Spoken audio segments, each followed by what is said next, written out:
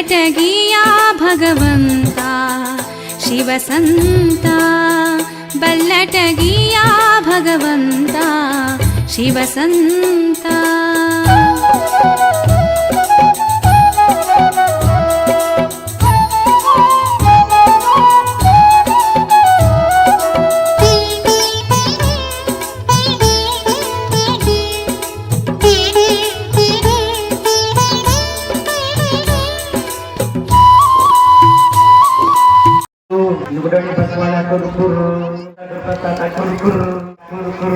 ಸಿದ್ಧಲಿಂಗೇಶ್ವರ ಗುರು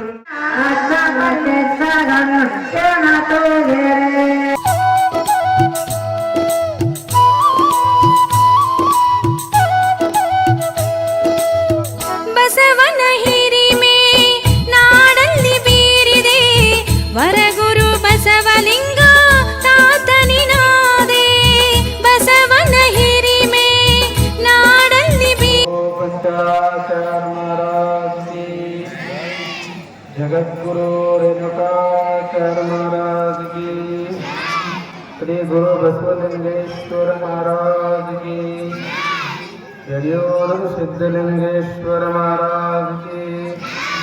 नमो सर्वलोकानां प्रपूर्तिं शास्त्रपारगः तां धर्मचारिणीं शम्भो प्रणमामि ಪರಂ ಶಿವಂ।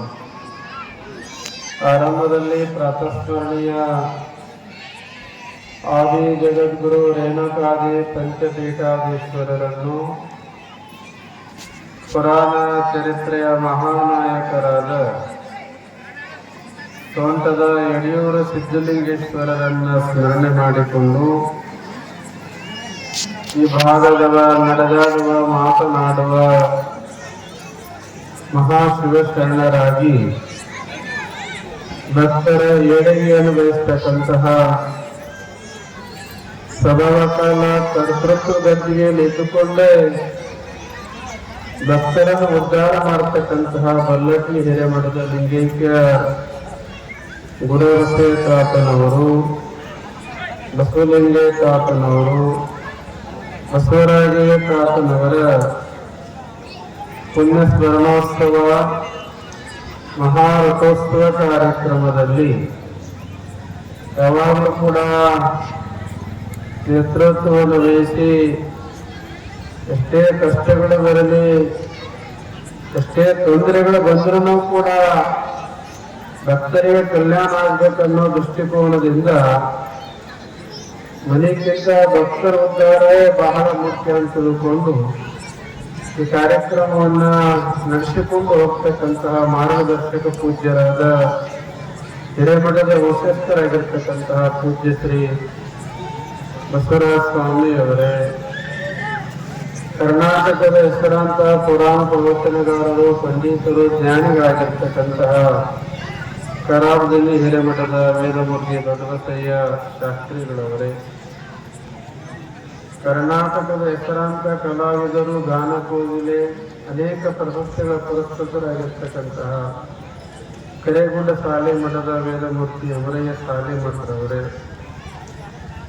ತಬಲಾ ವಾದಕರಾಗಿರ್ತಕ್ಕಂಥ ಮಠಮಾರಿಯ ಶಂಕರಯ್ಯ ಸ್ವಾಮನವರೇ, ಈಗ ತಾನೇ ಬಹಳ ಸುಂದರವಾಗಿರ್ತಕ್ಕಂತಹ ಹಾಡನ್ನು ಹಾಡಿರ್ತಕ್ಕಂಥ ಇದೇ ಗ್ರಾಮದ ಕುಮಾರಿ ಸಹೋದರಿ ಶಾಂತ ಅವರೇ, ಇವತ್ತು ತೊಟ್ಟಿಲ ಸಮಾರಂಭ ತಾಯಂದರೆಲ್ಲ ಬಹಳ ಹೆಸರನ್ನು ಇಟ್ಟು ಸಿದ್ಧಲಿಂಗೇಶ್ವರ ಅಂತ ನಾಮಕರಣ ಮಾಡ್ಯಾರ. ಯಾರು ನೀವು ಒಬ್ಬರು ಕೂಡ ಉಡುಪ ಹೆಸರು ಹೇಳಿಲ್ಲ. ಈಗೆಲ್ಲ ಆಗೈತಿ, ಅದೊಂದು ಬಾಕಿ ಐತಿ ನಮ್ಮ ಆಶೀರ್ವಚನ ಆದ್ಮೇಲೆ. ಇವತ್ತು ದಾಸೋಹ ಮಾಡಿರ್ತಕ್ಕಂತಹ ಸದ್ಭಕ್ತರೇ, ಸಾಧು ಸೇರಿರ್ತಕ್ಕಂತಹ ಎಲ್ಲ ಬಳಗವೇ,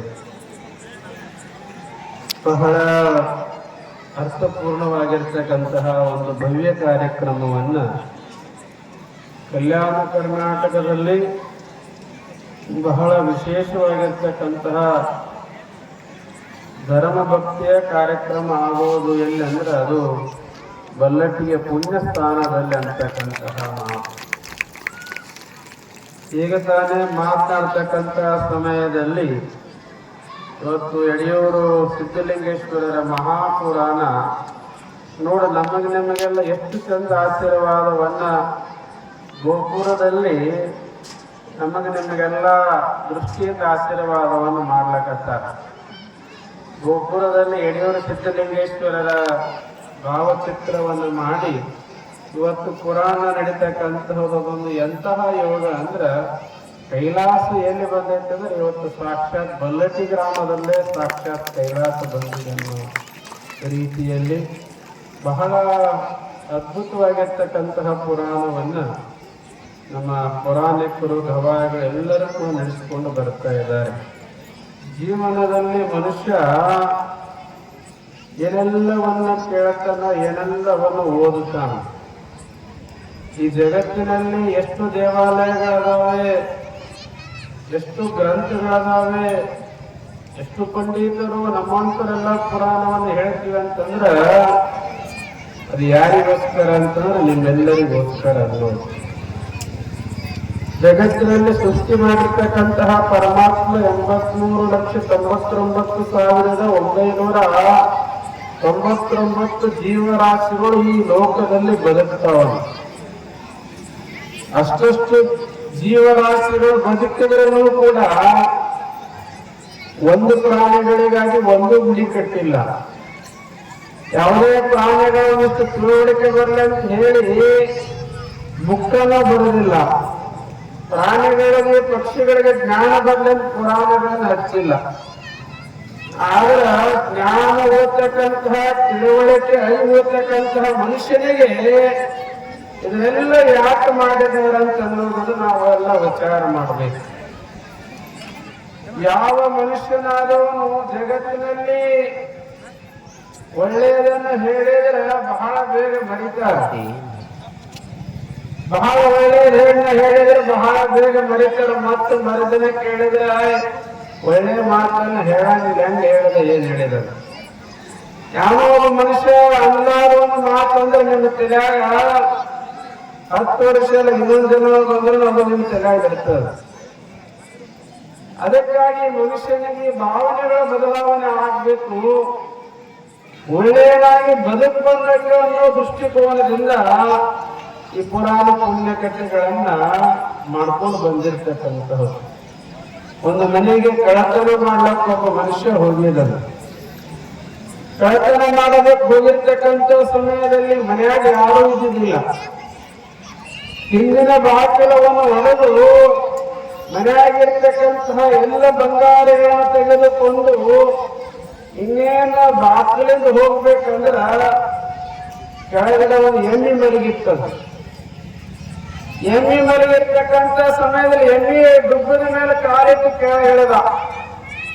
ಕೆಳಗಿಳಿದ ಮೇಲೆ ಒಂದು ಮಾತು ಅವನಿಗೆ ಕಿವಿ ಕೇಳಿತ್ತು. ಅಷ್ಟಕ್ಕೆ ಇಷ್ಟ ಆದ್ರೆ ಇಷ್ಟಕ್ಕೆ ಎಷ್ಟಂತ ಮಾತು ಕೇಳಿಸ್ತಾನ. ಅಷ್ಟಕ್ಕೆ ಅಷ್ಟಾದ್ರೆ ಇಷ್ಟಕ್ಕೆ ಎಷ್ಟು ಆ ಕಡೆ ತಿರುಗಿ ನೋಡ್ತಾನ, ಯಾರು ಮನುಷ್ಯರಿಲ್ಲ. ಯಾರ ಮಾತು ಕೇಳಕತ್ತದ, ಯಾರು ಮಾತಾಡ್ಲಕತ್ತಾರ. ಮತ್ ಹಿಂಗ ತಿರುಗಿ ನೋಡೋಣ, ಎಮ್ಮಿ ಬಾಯಿ ಹಿಂಡಿ ಮಾತು ಬಂತದ. ಅಷ್ಟಕ್ಕ ಅಷ್ಟಾದ್ರೆ ಇಷ್ಟಕ್ಕೆ ಎಷ್ಟಂತ ಎಮ್ಮೆ ಹೇಳಿದ ಮೇಲೆ ಅವಾಗ ಆಶ್ಚರ್ಯವಾಗಿ ಎಮ್ಮೆ ಹತ್ರ ಹೋಗಿ ಕೇಳ್ತಾನ, ಎಮ್ಮಿ ಈ ಮಾತಂದೆಲ್ಲ ಏನಂತ. ಅವಾಗ ಎಮ್ಮೆ ಹೇಳ್ತಂತ, ನೋಡಪ್ಪ ಈ ಮನೆಯಾಗ ನೀ ಸಾಮಾನ ಬಂಗಾರ ಒಡೆಗಳನ್ನ ಕಳತನ ಮಾಡ್ಕೊಂಡು ಹೊಂಟೇಳಿ ನಿನ್ನ ಪರಿಸ್ಥಿತಿ ಏನಾಗತ್ತಂತ ವಿಚಾರ ಮಾಡಿ ನಾನು ಈ ಮಾತುಗಳನ್ನ ಹೇಳಕತ್ತೀನಿ. ಅವಂತಾನ ನನಗೇನಾಗತ್ತ, ನೀನ್ಯಾಕೆ ಈ ಮಾತು ಹೇಳಕತ್ತಿ ಅಂದ್ರ ಎಮ್ಮಿ ಹೇಳ್ತಂತ, ನಾನು ಹಿಂದಿನ ಜನ್ಮದಾಗ ಅವ್ರ ಮನ್ಯಾಗ ಕೆಲಸ ಮಾಡ್ತಕ್ಕಂಥ ಆಳ ಮನುಷ್ಯ ಆಗಿದ್ನ. ಕೆಲಸ ಮಾಡ್ತಕ್ಕಂಥ ಆಳ ಮನುಷ್ಯ ಆಗಿದ್ದೀನಿ. ಅವಾಗ ಏನಾಯ್ತಂದ್ರ ಬ್ಯಾಸಿಗೆ ಬಿಸಿಲ ದಿನ ಮನ್ಯಾಗ ಯಾರಿಗೂ ಹೇಳಲ್ದಾಗ 1 ಗಿಲಾಸ್ ಮಜ್ಜಿಗೆ ಕುಡಿದಿನ ಅವ್ರ ಮನ್ಯಾಗ. 1 ಗಿಲಾಸ್ ಮಜ್ಜಿಗೆ ಕುಡಿದ ಮೇಲೆ ಪರಮಾತ್ಮ ಏನ ಮಾಡದ ಅಂದ್ರ ಮುಂದಿನ ಜನ್ಮದಾಗ ಅವ್ರಿಗೆ ಯಾರಿಗೂ ಹೇಳಲ್ದಂಗ ತಿಳಿಸ್ಲಾಗ ನೀ 1 ಗಿಲಾಸ್ ಮಜ್ಜಿಗೆ ಕುಡಿದಿ ಅಂದ್ರ ಮುಂದಿನ ಜನ್ಮದಾಗ ಅವ್ರ ಮನ್ಯಾಗ ನೀನ್ ಎಮ್ಮೆಯಾಗಿ ಹುಟ್ಟು ಅವ್ರ ಋಣ ತೀರಿಸಂತಂದ ನಮ್ಮ ಎಮ್ಮೆ ಮಾಡ್ಯಾನ. ಅವಾಗ ಏನ್ ಹೇಳ್ತಂತ, ಒಂದು ಗ್ಲಾಸ್ ಕುಡ್ಬೇಕು ನಾನು ಎಣ್ಣೆಯಾಗಿ ಹುಟ್ಟೀನಿ, ನೀ ಬಂಗಾರ ಬೆಳ್ಳಿ ತಗೊಂಡು ಹೊಂಟಿಯಲ್ಲ, ನಿನ್ನ ಜೀವನದ ಮುಂದೆ ಪರಿಸ್ಥಿತಿ ಏನ ಅಂತ ಎಣ್ಣೆ ಹೇಳ್ತಾನೆ. ಅವಾಗ ಅಲ್ಲಿರ್ತಕ್ಕಂತಹ ಎಲ್ಲ ಬಂಗಾರ ಒಡೆಯಗಳನ್ನ ಬಿಟ್ಟು ಒಬ್ಬ ಒಳ್ಳೆ ವ್ಯಕ್ತಿ ಆದ ಅಂತಕ್ಕಂತಹ ಮಾತು. ಅದಕ್ಕಾಗಿ ಬಸವನವರು ಒಂದು ವಚನದಲ್ಲಿ ಬಹಳ ಅದ್ಭುತವಾಗಿರ್ತಕ್ಕಂತಹ ಮಾತುಗಳನ್ನ ಹೇಳ್ತಾರ. ಏನ್ ಹೇಳ್ತಾರಂದ್ರ, ಹೊನ್ನಿನೊಳಗೊಂದು ಎಳೆಯ, ಸೀರೆಯೊಳಗೊಂದು ಎಳೆಯ, ಅನ್ನದೊಳಗೊಂದು ಅಗಳ, ಇಂದಿಗೆ ನಾಡಿಗೆ ಬೇಕೆಂದರೆ ನಿಮ್ಮ ಪ್ರಮುಖ ರಾಣ ಕೂಡಲ ಸಂಗಮ ದೇವ ಅಂತ ಹೇಳ್ತಾರೆ. ಬಂಗಾರದಲ್ಲಿ ಒಂದಿಷ್ಟು ಚೂರು, ಸೀರೆಯಲ್ಲಿರ್ತಕ್ಕಂಥ ಒಂದು ಎಳೆಯ ನೂಲು, ಅನ್ನದೊಳಗಿರ್ತಕ್ಕಂಥ ಒಂದು ಅಗಳ, ಇನ್ನೊಬ್ಬರದನ್ನು ನಾನು ತಗೊಂಡು ಜೀವನ ಮಾಡಿದ್ರ ನಿಮ್ಮ ಪ್ರಮುಖ ರಾಣ ಅಂತಕ್ಕಂತಹ ಮಾತುಗಳನ್ನ ಬಸವಣ್ಣನವರು ಹೇಳ್ತಾರೆ. ಯಾಕಂದ್ರೆ ಬದುಕುವಂತ ಬದುಕು ಇನ್ನೊಬ್ಬರನ್ನ ಕಸ್ಕೊಂಡು ಇನ್ನೊಬ್ಬರ ಬದುಕನ್ನು ಹಾಳೆ ಮಾಡಿ ಬದುಕುವಂತಹ ಬದುಕು ನಮ್ದು ಯಾರಿಗೂ ಆಗ್ಬಾರ್ದು ಅನ್ನೋದು. ಬದುಕಿದ್ರ ನಿನ್ನ ದುಡಿಮೆಯ ಪರಿಶ್ರಮದ ಏನು ಫಲ ಇರ್ತೈತಲ್ಲ ಅದನ್ನೇ ನೀನು ಉಂಡುಕೊಂಡು ಜೀವನ ಮಾಡುವವನೇ ನಿಜವಾಗಿರ್ತಕ್ಕಂತಹ ಒಳ್ಳೆಯ ವ್ಯಕ್ತಿ ಅನ್ನೋದು. ಲಾಲ್ ಬಹದ್ದೂರ್ ಶಾಸ್ತ್ರಿ ಪ್ರಧಾನಮಂತ್ರಿಗಳಾದಾಗ ಭಾರತ ದೇಶದ ಒಂದು ಲೆಕ್ಕವನ್ನ ದೀಪ ಹಚ್ಕೊಂಡು ಬರಿತಾ ಇದ್ರಲ್ಲ. ಬರಿತಕ್ಕಂತ ಸಮಯದಲ್ಲಿ ಯಾರೋ ಒಬ್ಬ ಮನುಷ್ಯ ಬಂದು ತನ್ನ ಏನೋ ವ್ಯವಹಾರ ಬಗ್ಗೆ ಮಾತನಾಡಬೇಕಾಗಿತ್ತು. ಲಾಲ್ ಬಹದ್ದೂರ್ ಶಾಸ್ತ್ರಿಗಳವರು ದೇಶದ ಒಂದಿಷ್ಟು ಲೆಕ್ಕವನ್ನು ಬರಿತಕ್ಕಂತ ಸಮಯದಲ್ಲಿ ಆ ದೀಪವನ್ನು ಹಚ್ಚಿಕೊಂಡು 2 ನಿಮಿಷ ತಡಿ ಅಂತ ಹೇಳಿ ಎಲ್ಲ ಬರದ ಮೇಲೆ ಆ ದೀಪವನ್ನು ಆರಿಸಿ ಇನ್ನೊಂದು ದೀಪವನ್ನು ಹಚ್ಚಿ ಆ ವ್ಯಕ್ತಿಯನ್ನು ಕರೆದು ಮಾತಾಡ್ಲಿಕ್ಕತ್ರ. ಎಲ್ಲ ಮಾತುಗಳ ಮುಗಿದ ಮೇಲೆ ಆ ವ್ಯಕ್ತಿ ಕೇಳ್ತಾನೆ, ಅಲ್ಲ ದೀಪ ಇತ್ತು, ಆ ದೀಪವನ್ನು ಆರಿಸಿ ಇನ್ನೊಂದು ದೀಪ ಹಚ್ಚಿಕೊಂಡು ನಮ್ಮ ಜೊತೆ ಮಾತಾಡ್ಲಿಕ್ಕತ್ತಿರಲ್ಲ ಯಾಕಂದ್ರೆ. ಅವಾಗ ಲಾಲ್ ಬಹದ್ದೂರ್ ಶಾಸ್ತ್ರಿ ಅವರನ್ನು ಮಾತು ಹೇಳ್ತಾರೆ. ಏನ್ ಹೇಳ್ತಾರೆ ಅಂದ್ರೆ, ದೇಶದ ಎಣ್ಣೆಯನ್ನು ತೆಗೆದುಕೊಂಡು ಭಾರತ ದೇಶದ ಲೆಕ್ಕವನ್ನು ಬರೀತಾ ಇದ್ದೆ. ಅದು ದೇಶದ ಆಸ್ತಿ ಆಗಿತ್ತು, ದೇಶದ ವ್ಯವಸ್ಥೆಯ ಕೆಲಸ ಆಗಿತ್ತು.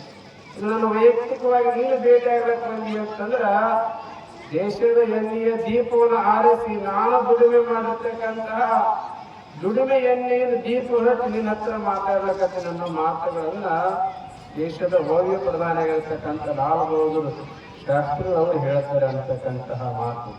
ಬದುಕು ಅನ್ನೋದು ಹೆಂಗಾಗ್ಬೇಕಂದ್ರ, ಇನ್ನೊಬ್ಬರನ್ನ ತುಳಿದು ಬದುಕೋದಕ್ಕಿಂತ ಇನ್ನೊಬ್ಬರನ್ನ ಮೇಲೆತ್ತಿ ಬರುತ್ತಕ್ಕಂತಹ ಕೆಲಸವನ್ನ ನಮ್ಮ ಜೀವನದಲ್ಲಿ ಮಾಡಬೇಕೆಂಬ ಮಾತುಗಳನ್ನ ಈ ಸಮಯದಲ್ಲಿ ಹೇಳಿ, ಬಲ್ಲೇಟಿ ಗ್ರಾಮ ಅಂತಂದಾಗ ನಿಜವಾಗ್ಲೂ ನೆನಪಿಗೆ ಬರ್ತಕ್ಕಂಥವ್ರು ಯಾರಂದ್ರ ನಮ್ಮ ಬಸವಲಿಂಗಯ್ಯ ತಾತನವರು, ಗುರುಬಸಯ್ಯ ತಾತನವರು, ಬಸವರಾಜಯ್ಯ ತಾತನವರು ಅಂತಂದ್ರ ಸಾಕ್ಷಾತ್ ಶಿವನ ಸಂಭೂತರೆ ಈ ಲೋಕಕ್ಕೆ ಬಂದು ದರೆಯನ್ನು ಉದ್ಧಾರವನ್ನು ಮಾಡಿದವರು ತ್ರಿಮೂರ್ತಿಗಳಂತಕ್ಕಂತಹ ಮಾತು. ಇವರಾಗ ಭಕ್ತರು ಯಾರೋ ಹೇಳ್ತಾ ಇದ್ರು, ಒಂದೇ ಸಲ ಭಿನ್ನಾಕಾರದಾಗ 7 ಮನೆಗೆ ಒಂದೇ ಸಲ ಏಕರೂಪದಲ್ಲಿ ಹೋಗಿ ದರ್ಶನ ಕೊಟ್ಟಿರ್ತಕ್ಕಂಥ ಒಂದು ಪುಣ್ಯ ಮಠ ಯಾವ್ದಂತಂದ್ರ ಅದು ನಮ್ಮ ಬಲ್ಲಟ್ಟಿಗೆ ಹಿರೇಮಠ ಅಂತಕ್ಕಂಥ ಬಲ್ಲಟ್ಟಿಗೆ ಹಿರೇಮಠ. ಇವತ್ತು ಎಷ್ಟೋ ಗ್ರಾಮಗಳಲ್ಲಿ ಜಗದಗಳನ್ನು ಕಳಿಸಿ ಉತ್ಸವಗಳನ್ನು ಮಾಡಬೇಕು, ಕಾರ್ಯಕ್ರಮಗಳನ್ನು ಮಾಡಬೇಕಂತ ಎಷ್ಟೋ ಗ್ರಾಮಗಳಲ್ಲಿ ಕೂಡ ಇನ್ನೂ ಕೂಡ ಜಗದವರು ಪಾದ ಸ್ಪರ್ಶ ಮಾಡಿಲ್ಲ.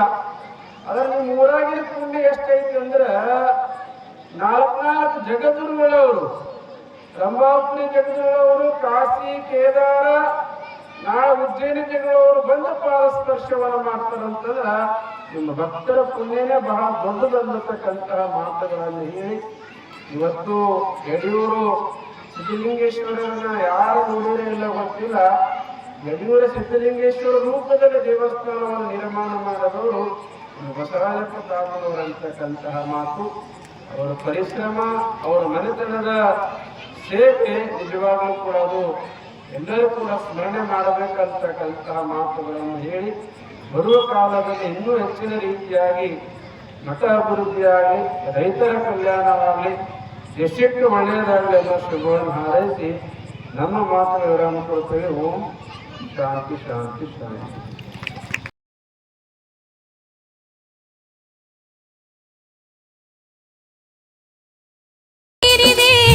ವರಗುರು ಬಸವಲಿಂಗ ತಾತನಿನಾದೆ ಪರಮ ಗುರುವೇ ಪಾವನ ಸಿರಿಯೇ ಪರಮ ಗುರುವೇ ಪಾವನ ಸಿರಿಯೇ ಭಕ್ತರ ಬಾಳಿನ ವರಕಲ್ಪತರುವೆ ವರಕಲ್ಪತರುವೆ ಶಿವನಾಗಿ ಬಂದಿ ಹರಿಯುಳು ಮೆರೆದೆ ಶಿವನಾಗಿ ಬಂದಿ ಹರಿಯುಳು ಮೆರೆದೆ ಬಲ್ಲಟಗಿಯ ಭಗವಂತ ಶಿವಸಂತ ಬಲ್ಲಟಗಿಯ ಭಗವಂತ ಶಿವಸಂತ